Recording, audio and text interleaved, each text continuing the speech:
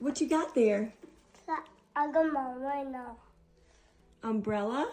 Oh, wait, Umbrella? This is Preston Ordone. He was just 2 years of age when his car that he was travelling in with his family crashed into a tree, and he unfortunately and very sadly passed away.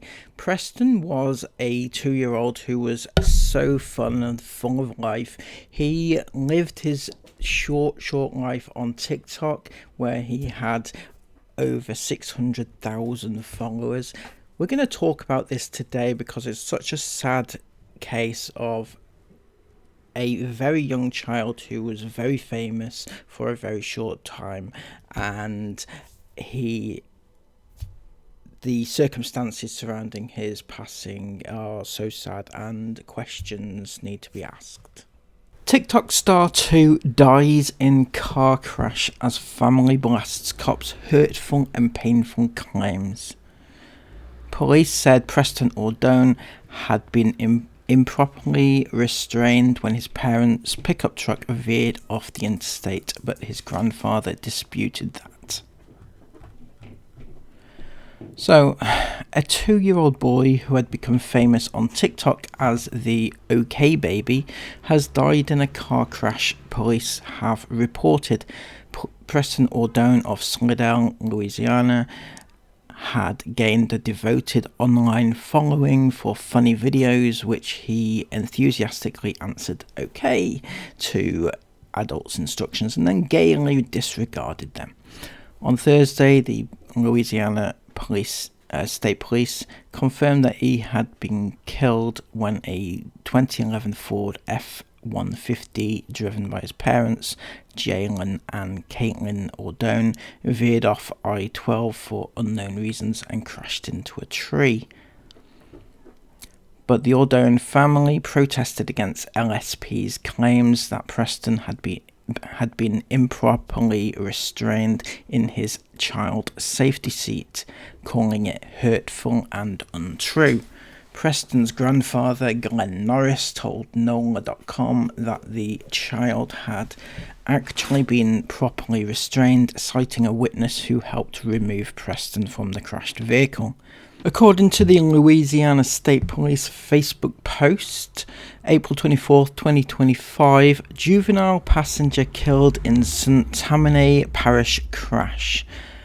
Covington. Shortly before 11:50 a.m., troopers from Louisiana State Police Troop L responded to a single vehicle crash on Interstate I-12, or Interstate 12, west of the LA Highway 59 exit in St. Tammany Parish. The crash tragically claimed the life of 2-year-old Preston Ordone of Slidell.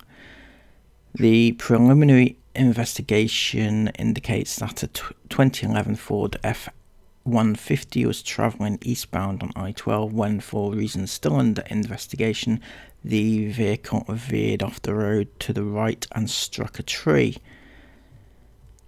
The driver and front passenger, who were both properly restrained, sustained serious injuries and were transported to a local hospital. Preston, who was seated in the rear but improperly restrained in a child safety seat, also sustained serious injuries and was transported to the hospital, where he later succumbed to his injuries. As part of the ongoing investigation, a routine toxicology sample was collected from the driver for analysis. Louisiana State Police stressed that proper restraint use significantly reduces the risk of serious injury or death in a crash. Louisiana law requires all occupants, regardless of seating position, to be properly restrained at all times. The proper use of seatbelts and child safety seats can be the difference between life and death. Parents and caregivers who are unsure about their child's car seat and installation are encouraged to visit any Louisiana State Police troop or contact the Louisiana Highway Safety Commission to locate the nearest fitting station. Ensuring correct installation and usage of car seats and booster seats is critical to preventing injuries and saving lives. A couple of days after the accident, Caitlin and Jalen, the parents, asked their friends to go on to their TikTok to explain to everybody what had happened. Caitlin and the family has asked us to make a video to update you guys and kind of explain what happened. I'm gonna let Brielle kind of take it over. Caitlin, Jalen, and Preston were involved in an accident. Paisley, you guys know Paisley, she was at school at the time, she was not in the vehicle. We don't know all the details yet, but their truck veered to the right off the interstate and struck a tree. And unfortunately, Preston didn't make it. Caitlin and Jalen are severely injured. Caitlin has multiple broken bones. She had a very bad concussion. She walked for the first time today. Jalen had to have emergency surgery on one of his legs. He has rods in them, pins in them.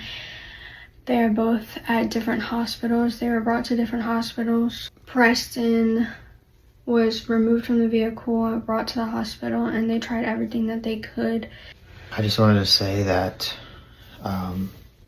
Preston had made a huge impact on all of you guys. He made people smile, laugh.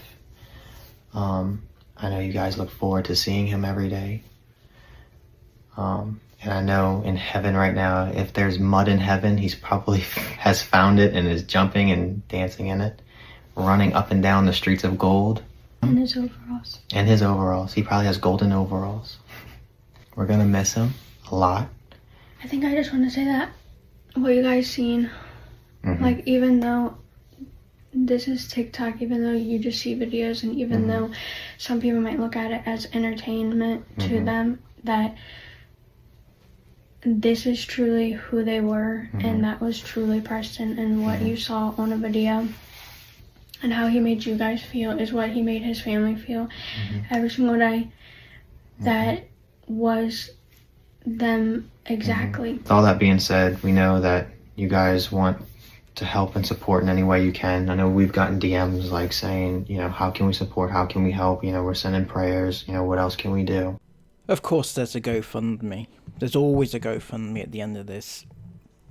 It felt like, after I watched this, it felt like the whole reason for them putting this video out was to promote the GoFundMe. I just felt like a little bit duped at the end of it, if I'm being honest. I mean, they clearly want money for the ongoing treatment that they're gonna face. I know in the US it's different to the UK. They have to pay for their own treatment, I think. So, you know. But so far to date, they've made $58,000 on their GoFundMe, so that's quite good for them. Some people questioning why they get to have so much money on theirs, but other people don't. It feels unfair, if I'm being honest, but you know, that's social media. They have a huge following of 600,000 people, although I believe before this happened they had less than half of that amount of people following them, so they've gained a lot from this unfortunate tragic accident. I mean, gained in terms of following, not gained in terms of anything else, because it's a horrible thing that's happened. Speaking of which, Caitlin herself a couple of days later came onto social media and gave her version too. Hey guys, this is Caitlin. I am Preston's mom, and I wanted to try to come on here and give y'all an update because I have been hearing about all the love and the support that y'all have been giving, and it means so much to us in a time like this. just a little bit of a story. I don't even know how I'm gonna put this video together, but I was discharged out of the hospital yesterday. My husband is still in the hospital, so we are staying at an Airbnb close to him. That way we can see him. I think we all are trying, none of us really understand why or how this could happen, but y'all's support has made a big difference in a lot of this, and I may not be able to watch everything. I may not be able to reply to every comment because it's really hard for me to look at it, but I'm still seeing some things and hearing how much y'all love him, and it means a lot. I can't imagine the amount of pain that losing a child like that would cause to her. I just, it's really, really heartbreaking, and I can't imagine. Also can't imagine coming on to TikTok to tell everybody and talk about it. Honestly, I would be just broken and probably won't come out forever. I think I just wouldn't feel like talking to anybody at all, let alone posting a video on TikTok. But that's what they do. That's their method of communication, I guess. But yeah, they dispute the facts. They dispute what the police have said regarding Preston being restrained properly within the car seat. According to a first responder, Preston was sufficiently properly restrained, and the police say no, he wasn't, and the family say he was. So what is the truth? The police department did respond on their Facebook to this. In response to the backlash regarding this, Louisiana State Police replied, "Over the past few months, we have heard from many of you who have expressed concern about the practice of issuing news releases regarding fatal crashes within our state. As fellow mothers, fathers, sisters, brothers, and members of this community, we truly understand the emotional weight of these events. Your concerns are completely valid, and we deeply empathize with the pain and difficulty that comes with hearing such news. Louisiana State Police carries a significant, often difficult responsibility to the residents of our state to be transparent and honest about what is happening in our communities in a timely manner. While there are certain details we may not be able to share due to legal or operational constraints, we make every effort to provide enough information to help people stay informed about matters that may affect them and their communities. We do not do this with the intention of causing embarrassment, anguish, or anger. Our goal is never to add to the pain, but rather to fulfill our responsibility in this age of information. The Louisiana State Police must, when legally required, provide answers to the media and the public, ensuring transparency and accountability in the process. These releases, especially those involving fatal crashes with innocent victims, are incredibly difficult for everyone involved. The families and friends of the victims bear an unimaginable burden when they learn of such tragedies, and it is deeply painful for the communities that support them to witness the aftermath, especially on social media. Emergency responders too are deeply affected by the horrific scenes they encounter. While these events are undoubtedly challenging and distressing, they are also an unfortunate yet necessary part of what we do. We also hope in doing so we can raise awareness about actions that could potentially save lives in the future. Our hope is to reach those who may not have considered the far-reaching consequences of certain behaviours.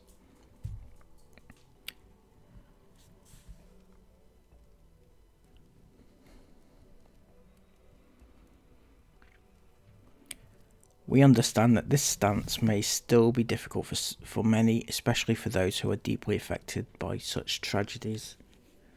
We have learned through the years that we must balance a family's respect for privacy while fulfilling our obligation of disclosing information in a responsible manner. We have also learned that during times of crisis and despair, it becomes increasingly important to put out such information, as much information as we possibly can within the constraints of ongoing investigations to dispel rumours, keep assumptions to a minimum, and ensure the public that we are working diligently to get to the facts. I feel like there's a lot of speculation about what happened and what didn't happen. I feel like we could talk forever and a day about the rights and wrongs, who was at fault, was anyone at fault, was it a complete accident, was it negligence, etc. But we don't know, is the truth of that. We don't know, because we don't know what happened to the car. Why did it veer off the road? What happened? Was there a medical emergency? I feel like if that was the truth, then they would have come out and said that already. Was there an issue with the tyres or wheels? Was there a distraction for the parents? What actually happened? Now, as to whether or not the car seat was improperly fitted or the child was not restrained properly in the car seat, my personal opinion, and from what I've heard, they forward face their children in the car, and I haven't seen that myself, but from what I gather, that's how they put the car seats forward facing. And I know from my previous research into certain families who do this, it's very, very dangerous. Even if it's by law, you're allowed to do it. But from what I understand is that children do not fully develop their bone structure until they're like 10, right? So, and even then it's still ongoing. But, you know,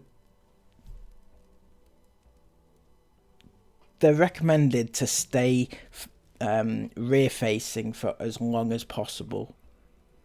That is the common sense recommendation, even if it's not by law.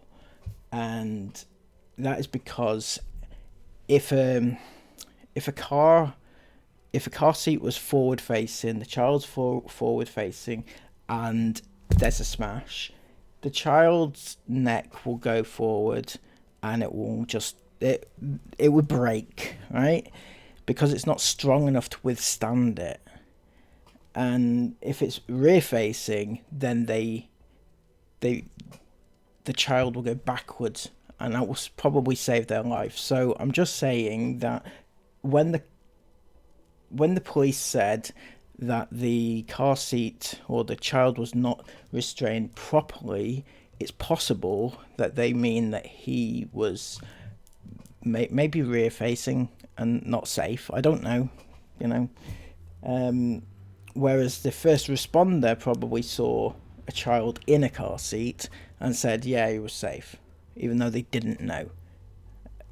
Anyway, that's a very, very sad situation that's happened there. I thought I would cover it just to show, talk about the car seat situation as well, but also just to highlight that this is a very sad situation. I don't want any hate going on, because none of us know the actual facts about what actually happens, so it's unfair to lay any blame if there's any blame to be laid. So Please give this video a massive thumbs up, comment all of your thoughts about it down below, and subscribe to the channel if you're new, if you would like more videos. And take care. Bye bye.